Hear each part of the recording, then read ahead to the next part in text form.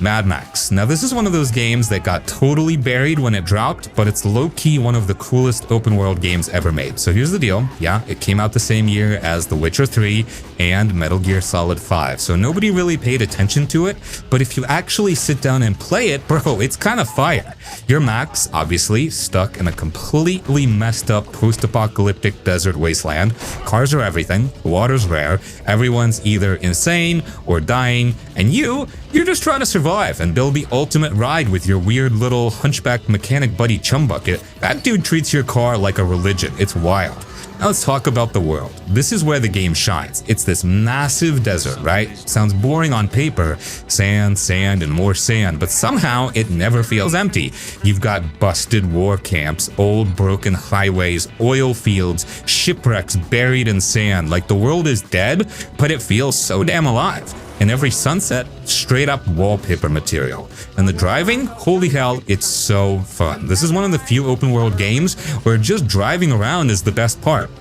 You've got car combat with harpoons, shotguns, explosive spears, like real Mad Max movie style chaos. Enemy convoys roam around the map and chasing them down, smashing into them, flipping their trucks, it never gets old. It feels heavy, crunchy, and messy, just like it should.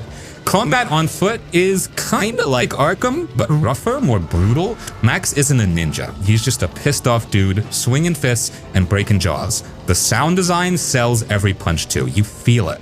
Now yeah, it's got some open world bloat, like clearing enemy camps, looting scrap, all that checklist stuff, but the thing is, it just works here. It fits the world. Scavenging for car parts and water in the apocalypse makes sense, doesn't feel like filler.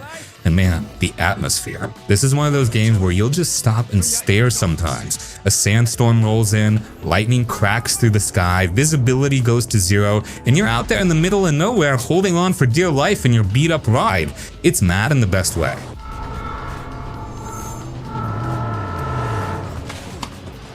Alright, Mafia 3. Look, I get it. People love to bash this game. And yeah, it's got some rough edges, no doubt. But man, if you care about story, mood, and that deep cinematic vibe, this game is way better than folks give it credit for.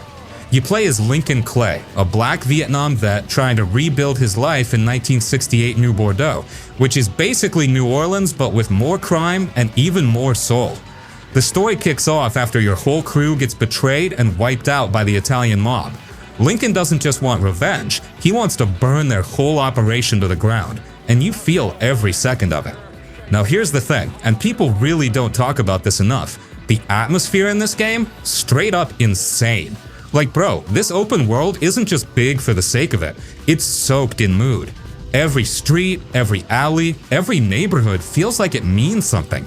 The way the city shifts from the rich white suburbs to the muddy, beat-down bayou is crazy. And it's not just a color swap, you feel the difference. People look at you different, cops act different, the music changes. It's all baked into the world, not just painted on. Sure, the gameplay does repeat a bit. You're clearing out rackets, claiming turf, assigning lieutenants, rinse and repeat. But when the world feels this rich, it's easier to let that slide. You're not just playing a game. You're living in a dangerous, dirty, deeply political version of 1960s America. So yeah, Mafia 3 isn't perfect, it's buggy, combat's kinda average, and it can drag in spots. But if you're the kind of player who cares about vibe, about narrative, about atmosphere, this one sticks. It's not just underrated, it's misunderstood. Give it a real shot, and you'll see it's one of the most atmospheric, open-world crime stories ever made.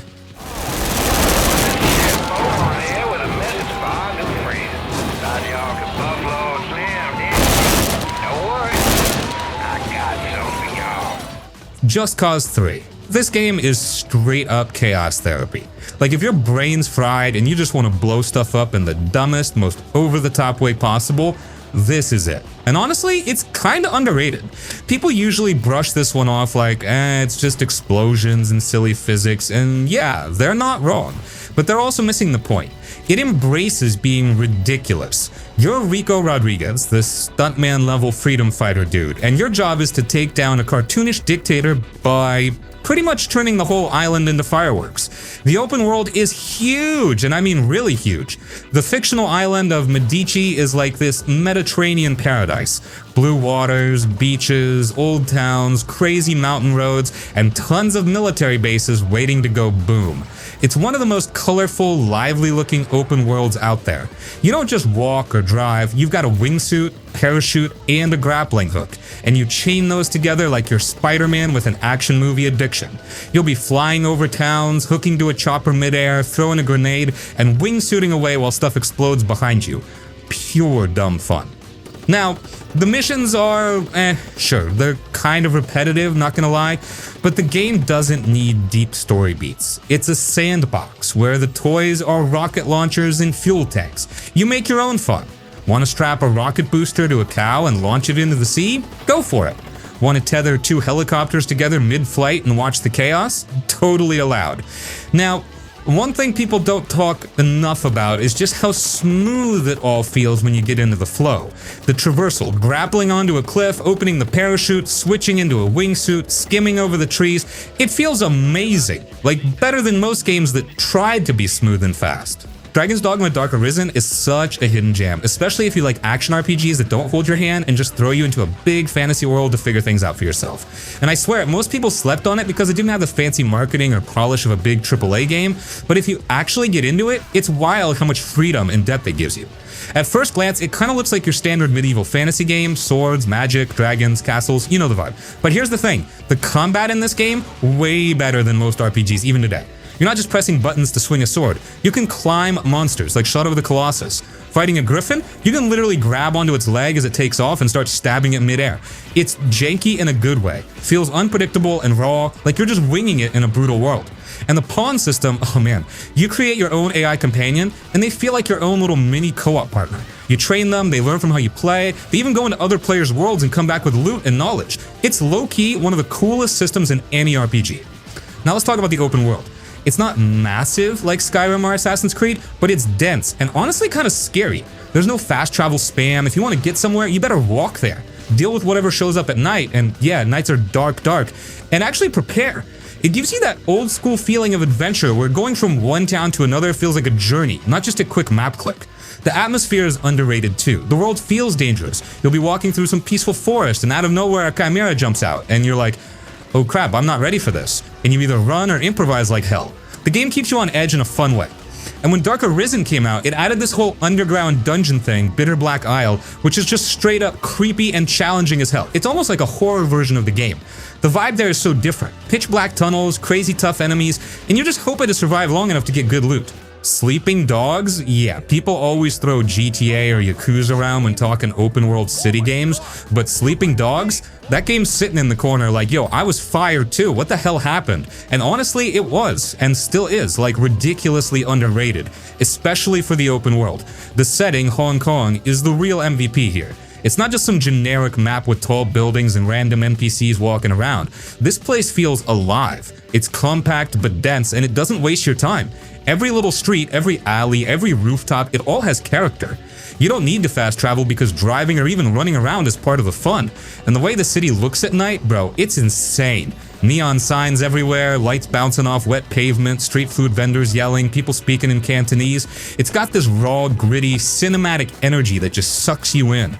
And I get it, Ubisoft open worlds, usually boring. Same checklist gameplay, same copy-paste activities, same towers and outposts, blah blah blah. But this ain't that. Even though it kinda looks like a Ubisoft-style game on the surface, Sleeping Dogs doesn't waste your time with useless filler. It's more focused. Side activities like street races, fight clubs, karaoke, they actually feel like they belong there. It's not just there to pad out hours. Now the gameplay? Super satisfying. The hand-to-hand combat hits hard. It's kind of like Arkham mixed with a bit of that Yakuza flair, but more brutal and grounded. You're slamming dudes into car doors, air conditioners, phone booths, whatever's nearby. And that makes every fight feel intense. Gunplay is fine, not amazing, but it gets the job done when needed. But honestly, I always looked forward to brawling more than shooting. What really ties it all together, though, is the atmosphere. It's got that late-night action movie energy. You're an undercover cop stuck between two lives, trying to do the right thing, but also getting in way too deep, and the world reflects that tension. There's rain-soaked back streets where deals go bad, bright markets full of life, modern skyscrapers that feel cold and distant. It all matches the mood of the story. The music helps too. Driving around while old-school Chinese songs or low-key synth tracks play, it just puts you in a vibe. And even small details, like how traffic feels real, how the citizens react when you crash into stuff, how the cops don't chase you forever like maniacs, those little touches add to the immersion. You actually feel like you're part of a living place, not just running through a game map. So yeah, Sleeping Dogs isn't just underrated, it's one of those games that got buried under bad timing and bad marketing, but it honestly holds up better than most big-budget open-world games even today. It didn't need 100 hours of content. It just needed a solid map, great atmosphere, tight story, and fun gameplay. And it delivered all that without wasting your time. It deserved way more love. This was one of those once-in-a-generation kind of titles that had soul, you know? Still hits hard today. Sunset Overdrive. This game is cool.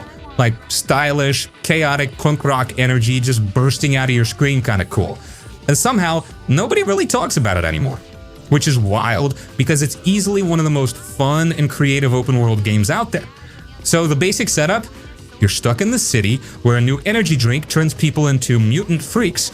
Yep, that's the plot. It's dumb in the best way, like a Saturday morning cartoon mixed with a 90s comic book and a skateboard ad. Everything is loud, colorful, exaggerated, but it knows it's ridiculous, and it leans into it hard. The humor's kinda like Deadpool had a baby with Tony Hawk. Super self-aware, sarcastic, and just full of attitude. Now let's get into the open world. Bro, this map moves. Most games make you walk or drive, but Sunset Overdrive, you're bouncing, gliding, wall running, flipping through power lines and rooftops like you're Spider-Man on energy drinks. And it feels amazing. The traversal is the real star here. It turns a basic city into your personal playground. Like, forget boring cars or fast travel, just grinding from one rooftop to another while blasting mutants with a teddy bear rocket launcher is the kind of energy this game runs on. And the world itself? Not huge, but jam-packed with stuff to do, and it never feels like filler. You're constantly rewarded for staying in motion, chaining moves together, and just vibing through the city. It doesn't waste your time with typical open world fluff. No towers, no crafting trees, just straight up chaos, speed, and style. And combat is where things get even wilder. You're not ducking behind cover like a military shooter. Nah, you're grinding on rails while dual-wielding ridiculous weapons like the flaming compensator or a launcher that fires explosive vinyl records. It's all about momentum. Standing still in this game is basically a death sentence. Keep moving, keep shooting, keep laughing. What makes this game underrated, though, is how much freedom it gives you without being overwhelming. A lot of open-world games try to do too much and just drown you in bloat. But this one, it's lean, fast, and it knows exactly what it wants to be. Dumb, loud, fun. And in that lane, it kills. Visually, too, it's aged super well. The art style is bright and stylized like a comic book came to life, which means it still looks fresh even today. Plus the music, total punk rock energy. It keeps your blood pumping the whole time. Far Cry Primal. Now, Far Cry Primal, yeah, it's one of those games where people kind of rolled their eyes when it came out, like, ugh, another Far Cry reskin. And yeah, I get it, Ubisoft does copy-paste a lot. But hear me out, Primal actually does some cool, underrated stuff, especially in the open world. So, first off, this ain't your typical Far Cry game with guns and vehicles and radio towers. This one throws you way back. Like 10,000 BC back. No guns, no cities, just mammoths, saber-tooths, and angry cavemen trying to bash your skull in with a rock. And honestly, it works. The setting makes everything feel super raw and intense. The open world is probably the best part of this game. It's not just a map with icons, it feels wild. The forests feel dense and scary, the nights are pitch dark, and you constantly hear animals howling or rustling in the bushes. You're never really safe. Even walking from point A to point D, you might suddenly get chased by a pack of wolves or ambushed by rival tribes. It's immersive in a way that most open world games don't really pull off. And there's a real beauty to it too. Waterfalls, massive trees, glowing fireflies at night. It's one of the most atmospheric Far Cry maps ever. And the gameplay? It's slower, more brutal. You craft your weapons like spears, clubs, and bows, and they actually feel handmade. Hitting an enemy with a flaming club just feels nasty in a good way. It's not about spraying bullets, it's about surviving. Every fight is gritty, close up, and personal. Also, you get to tame animals, like full-on Beastmaster mode. Wolves, leopards, bears, even a damn saber-toothed tiger. You call them in, and they fight by your side. And yeah, riding a giant mammoth into battle never gets old. What holds the game back a little bit is that Ubisoft checklist design. You still have outposts and collectibles and repetitive side stuff, but because of the world and setting, it doesn't feel as boring as it usually does. It's all wrapped in this really unique prehistoric vibe that makes even the usual Ubisoft formula feel kind of fresh. So yeah, Far Cry Primal definitely doesn't get the love it deserves. It took a risk by ditching the guns and cars and tried something way different, and that alone makes it stand out. It's not perfect, but if you want a brutal, immersive, and kinda chill open world to get lost in, something with trees, caves, fire, and a whole lot of fur, this one's worth going back to. Elex. This game, Elex, let's just say it's a weird mix, but kinda cool if you're into janky but ambitious open-world RPGs. It came out from Piranha Bytes, the folks behind Gothic and Arisen, so if you've played any of those, you kinda know what you're getting into. Rough edges, but big ideas. The open world in Elex is honestly the star of the show. It's this wild mashup of sci-fi and medieval fantasy, like you've got swords, bows, and magic on one side, and laser guns and jetpacks and robots on the other. It's messy as hell, but somehow it works. The game throws you into this big open map right from the start, and it doesn't hold your hand at all. No level scaling, no training wheels. You go the wrong way and you will get one-shot by some huge alien creature. And that kind of danger actually makes exploration feel meaningful. Atmosphere-wise, Elex has that classic Eurojank charm. The world looks post-apocalyptic but full of life. Rusty buildings, overgrown forests, snowy mountains, deserts, all packed into one map. And because everything's handcrafted, not procedurally generated, the world feels super detailed. Like, you'll stumble across a random cave or a destroyed base, and there's always something to find or fight. Plus the jetpack, yeah, it ain't perfect, but it makes vertical exploration way more fun than in most RPGs. Gameplay and combat though, yeah, that's rough. Stiff animations, clunky controls, and early on you're super underpowered. It takes time to get good, and a lot of people bounce off because of that. But if you're patient, the game slowly opens up and becomes way more rewarding. Choices matter too. Dialogue decisions, faction alliances, who you trust, it all changes how the story plays out. It's not super deep writing, but it's there. So yeah, Elex ain't for everyone. It's not polished, it's not AAA, and you'll definitely feel the jank. But if you're into exploring weird, creative open worlds and don't mind a game that fights back a little bit, it's kind of a hidden gem. Like, it's the kind of game you play and go, why isn't anyone talking about this? Then you remember, oh yeah, it's kind of broken, but also kind of awesome. Two Worlds 2. Two Worlds 2 is another one of those weird cult open-world RPGs that got dunked on at launch, but slowly built a small fan base over time. It's janky, yeah, but also kinda charming in its broken way. If you like offbeat RPGs with massive open maps and a ton of freedom, it's got some cool stuff going on. So, first off, no, this ain't Skyrim. Don't come in expecting polish or smooth animations. It's a mid-budget RPG from 2010-ish made by Reality Pump, and it shows. But once you get used to the clunky combat and some wanky voice acting, there's actually a lot to like. The world is huge, like massive. You're not just exploring one giant map either. There are different continents with their own biomes, cities, ruins, and monsters, and you can hop between them later on. The open world here is the highlight. It's not packed with meaningless icons or side quests that all feel the same. Instead, it's more old school. You just ride around on your horse, stumble into weird towns, fight random creatures, and get into random side quests that feel oddly personal. Sometimes it's buggy, sometimes it's hilarious, but it's not boring. And dude, the magic system? Low-key genius. You can build your own spells by combining different cards, like one card controls the effect, another adds an element, and another changes the behavior, like area of effect or homing. So you can create super weird and powerful spells if you mess around with it enough. Honestly, it's still one of the most flexible spell systems in any RPG. There's also a full crafting system, looting, lockpicking, even musical instruments you can actually play. It's a kitchen sink kind of game. They threw in everything. Not all of it works great, but it gives the game this weird charm where you never know what you're gonna find next. The story is, well, it's there, kind of goofy, not super memorable, but it doesn't get in the way of the real fun, exploring the big open world, messing with your build, and finding crazy loot. And if you stick with it, it actually opens up even more cool locations and gear later on, especially with the expansions. So yeah, Two Worlds 2 is definitely not for everyone, but if you like janky but ambitious open world RPGs with freedom, exploration, and weird mechanics that actually go deep, it's worth a shot. Gotta push through that rough intro and embrace the chaos. Middle-earth: Shadow of War. This one kinda got buried when it dropped, mostly because of the dumb microtransaction drama at launch, but if you look past all that, it's honestly one of the coolest open-world action games from that whole PS4, Xbox One era. So straight up, this is a Lord of the Rings game, but not like the super lore-heavy type. It's more like an action-packed open-world fantasy game that happens to be set in Mordor.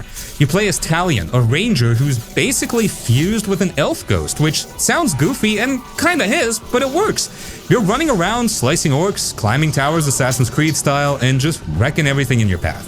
But what really makes the game stand out is that nemesis system. Like, this thing is low-key genius. Every orc captain has a name, a personality, and remembers how you treat them. The open world is pretty big too, way bigger than the first game. You get multiple regions with different looks, fortress cities, cursed swamps, snowy mountains. Each area feels distinct and filled with orc strongholds to conquer. Combat? Super slick. It's got that Arkham-style rhythm fighting, where you're bouncing between enemies, parrying, executing, shooting arrows mid-combo. It feels amazing once you get the flow, and it keeps adding new powers over time so it doesn't get stale. Also, the game just feels good to play. The movement's fast, the climbing's fluid, and once you unlock that shadow teleport thing, man, you're zipping around the battlefield like a ninja wraith. Sable. Now this one is a total vibe game. Like, you're not here to fight enemies or rack up skill points or any of that usual open world stuff. This game is more about chill. Think of it like a playable indie art piece where you just cruise through the desert, soak in the world, and kind of lose yourself in the mood. You play as Sable, a young girl going through this coming-of-age thing called the gliding. It's basically a rite of passage where she travels across a vast desert world on her hoverbike to figure out what kind of person she wants to be. That's it. No combat, no time limits, just pure exploration, puzzle solving, and meeting interesting folks along the way. Visually, it's freaking stunning. Like, it's got this super stylized, hand-drawn look that feels like a Mobius comic book came to life. Bold lines, flat colors, surreal landscapes. It's easily one of the most unique-looking open-world games ever made. The desert isn't just sand and rocks either. You've got ancient ruins, crashed spaceships, creepy skeleton remains of old creatures. It's like wandering through a forgotten alien history. The open world here is big but not bloated. It's not packed with activities like a Ubisoft game, no icons vomiting all over your map. Instead, you get this calm, peaceful world that just invites you to look, to wonder, to ride your bike and take your time. The hoverbike, by the way, feels great to control once you upgrade it a bit. And yeah, the world actually feels alive even without enemies. The way it's built encourages curiosity. Music? Fire. The soundtrack by Japanese Breakfast is soft and ambient, and it hits hard when you're gliding through the dunes at sunset or climbing an ancient tower with wind blowing in your ears. There's a peacefulness in this game that's rare. It's not for everyone. Like, if you're looking for combat, deep RPG systems, or constant action, this ain't it. But if you're in the mood to relax and get immersed in a beautiful, thoughtful open world that actually respects your time and imagination, Sable is kind of a gem. It's like an open world meditation. Quiet, creative, and completely unlike anything else. Driver San Francisco, one of the most slept-on open-world driving games ever made. Seriously, this game didn't get the love it deserved back in the day, and it's wild because it did something really different. So you play as this cop named John Tanner, who's in a coma. But here's the twist. The whole game takes place in his mind. That's why you can do this insane thing where you shift into any car on the road instantly. Like, boom, you're driving a taxi, then a muscle car, then a semi-truck. No loading, no gimmicks, just smooth transitions. It's super fun and lets you mess with traffic in wild ways during missions. The open world? San Francisco looks dope. It's not massive by today's standards, but it's dense and full of detail. The streets have real personality, hills, tight turns, long bridges, all perfect for high-speed chases and stunts. It doesn't feel like an empty world with roads slapped on. The city layout makes every chase exciting, and the car physics? Straight arcade fun. Drifting around corners feels amazing. But here's the best part. This game doesn't try to be a GTA clone. It's focused. All about driving. No shooting, no running around on foot, just pure driving action with a unique story that's way better than you'd expect from a racing game. There's a cool 70s action movie vibe to it too. Gritty, but not over serious. And the shift mechanic? It lets the game do wild stuff. Like, you'll be chasing someone, and instead of trying to catch up in one car, you jump into a truck coming from the opposite lane and crash into them head on. It turns every mission into a puzzle. Super creative. It sucks that Ubisoft kind of buried this one. No remaster, no sequel, nothing. But if you love open world games that actually try something different, Driver San Francisco is 100% worth going back to. It's got heart, style, and one of the most original gameplay mechanics in any driving game. Still holds up like a champ. The Saboteur, this game is so overlooked it's almost criminal. It dropped back in 2009 and kind of flew under the radar, but it's honestly one of the coolest open world games from that era. It's got this mix of stealth, action, and sabotage, all set in Nazi-occupied Paris. Yeah, like World War II Paris, but with a very different, almost pulp action style. The open world here isn't massive, but it's super atmospheric. The way it looks alone is unique. When you first roll into an area that's under full Nazi control, it's all in black and white, with just red popping through like the flags and lights. It really sells that bleak, oppressed vibe. But when you start taking out Nazi towers, blowing up checkpoints, and helping the resistance, the color slowly comes back into the world. It's a super creative way to tie gameplay to visual storytelling. You literally bring life back to the city. Paris is split up into zones, some more controlled than others, and while the map isn't filled with endless icons like modern Ubisoft-style bloat, it's got personality. Rooftop running is fun, sneaking through back alleys, hiding in plain sight. It's not Assassin's Creed level parkour, but it works. You can climb a lot of stuff and use verticality to your advantage. And dude, the vibe? It's not your usual dry World War II story. You play as Sean Devlin, this Irish race car driver who drinks, swears, and hates Nazis. He's got that rough, street-smart charm. Feels like a dude you'd see in an old-school action movie. He's not deep or anything, but he fits the style of the game perfectly. You get cars, explosives, sniper rifles, disguises, the whole sabotage toolkit. Want to go loud and blow up a tower with dynamite? Go for it. Want to sneak in with a stolen uniform and quietly take down officers? That works too. It's got this freedom in how you approach stuff, and while it's not perfect, it feels satisfying and different. The game also had this jazzy, moody soundtrack that totally matches the noirish tone. It's a weird blend of gritty war and stylish cool, like it knows it's a little over the top and leans into it. Submerged Hidden Depths is one of those quiet, relaxing open world games that totally slipped past most people. And honestly, that's kind of a shame. It's not a loud, action-packed blockbuster or anything like that. This one's all about atmosphere, chill exploration, and just soaking in the world. Like, if you ever needed a break from non-stop combat and UI spam, this is your escape. You play as this girl named Miku in a post-apocalyptic, flooded world. Cities are half underwater, nature's taken over, and everything feels peaceful, but a little lonely. There's no combat at all. No enemies, no dying. The whole game is just you sailing around in a boat, climbing old ruins, discovering memories, and uncovering what happened to the world. And man, the open world here is simple but beautiful. You're just cruising across this massive flooded city, stopping by towers, wrecks, overgrown buildings.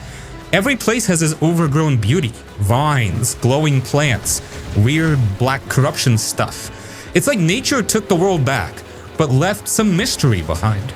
It's kind of like Journey meets Shadow of the Colossus minus the boss fights. What makes it cool is the vibe. There's almost no dialogue, just little symbols and visual storytelling. The music's soft, the camera gives you wide shots of the world, and everything feels calm. You're not racing toward objectives or killing stuff, you're just there, exploring, finding secrets, watching the sun set over drowned skyscrapers. It's super relaxing. So yeah, Submerged Hidden Depths won't be for everyone. But if you like chill, no-pressure open-world games where you just vibe and soak in the atmosphere, this one hits the spot. It's the kind of game you play at night with headphones on, just sailing, exploring, and forgetting about time. Watch Dogs 2, you play as Marcus, who's young, smart, and way more likable. He actually talks like a real person, not some edgy hacker robot. And he's part of this group called DedSec. It's like a bunch of nerds and outcasts working together to take down big evil tech companies. They're kinda goofy, but in a way that works. And yeah, by the way, I get it.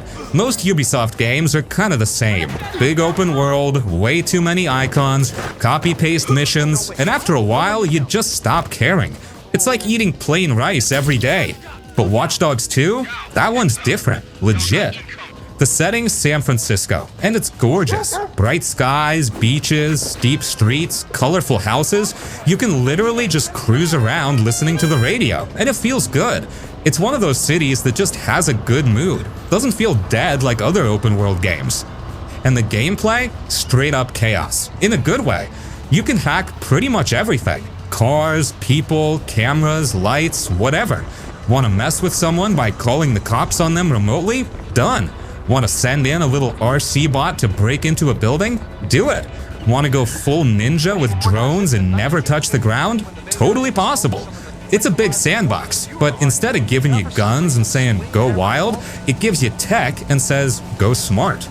Combat's fine, not amazing. Like yeah, the gunplay's a little soft and stealth can feel weird sometimes.